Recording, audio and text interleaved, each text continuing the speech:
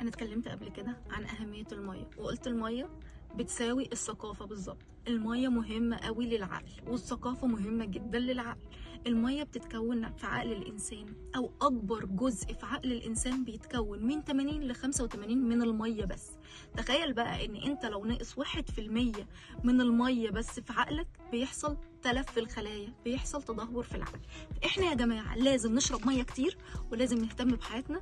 وزي ما قلت ان احنا نشرب مية كتير ومع الثقافة وان احنا نقرا كتير، هتكون حياتنا مستقرة جدا. وغير كده نعرف ازاي ان احنا عندنا نقص في مية في جسمنا او عندنا جفاف. اول ما بتصحى الصبح تدخل التويليت عادي، لو لقيت لون البول غامق فيبقى انت كده عندك جفاف. لو انت بتقوم من على الكرسي او كنت قاعد على السرير، او اول ما تقوم من النوم بتحس بدوخة، يبقى انت كده عندك لزوجة في الدم. فلازم تشرب مية كتير. هي نسبة المية في العقل ناس كتير مختلفين عليها، في ناس بتقول 80% وفي ناس بتقول 85%. بس احنا مش هنمسك النسب على قد ما هنمسك أهمية المية في حياتنا. لازم نشرب كتير مية في حياتنا عشان خاطر أنا فرحت.